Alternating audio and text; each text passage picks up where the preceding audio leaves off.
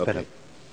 Let me start by saying that the Arab world, the Arab countries, have adopted a unanimous and collective initiative offering the hand of peace to Israel. The main elements of that initiative are, one, that we, the Arab side, are ready to implement all the commitments or the obligations that we are supposed to do under Security Council resolutions and the basic documents of any peace treaty. The second is that we expect that Israel does the same. And the third is that under those conditions that both parties have honored their commitments, we are ready to turn the page to normalize and recognize the state of Israel together with the state of Palestine, a viable state of Palestine within the borders of 1967.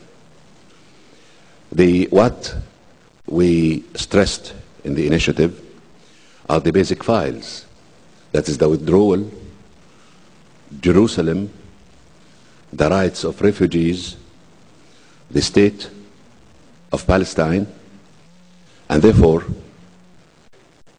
those files, our position is that they have to be put on the table to negotiate in accordance with the principles laid down in Security Council resolutions, the principle of land for peace, and other basic documents, including the previous agreements that have been signed between Israel and the Palestinian side.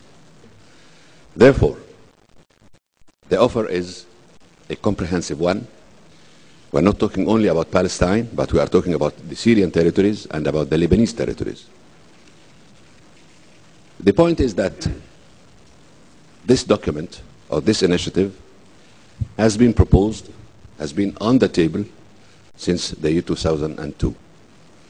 We have reaffirmed again that position in Riyadh this year. Until now, we received no answer, no counter-offer, no ideas, only gestures. Let us meet, let us have some handshakes, let us talk generalities, the concept of a solution, the political horizon for a solution. This we consider a matter that would really be a big waste of time.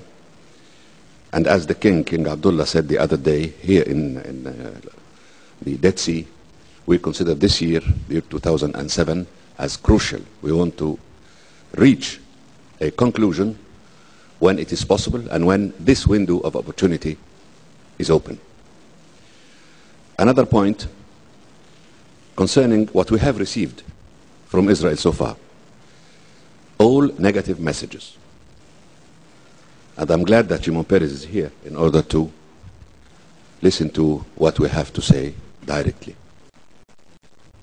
A, the continuity of the practices in the occupied territories, meaning building settlements, building the wall, excavations in Jerusalem, the changes in the demographic composition of the territories, geographical character of the territories continues, unfortunately, something that introduces a very disturbing development in the whole situation. The second point, negative message, dealt with the way the reaction to our initiative was expressed. It should be one statement, official statement, that it should be amended.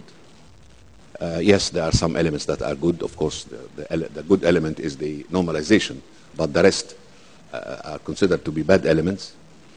And the third one, the reaction of Israel, or the Israeli policy, to the Mecca agreement, the national unity efforts, the efforts to bring together the Palestinians, form a national unity government, move ahead and negotiate and defend or try to protect the interests of the Palestinians.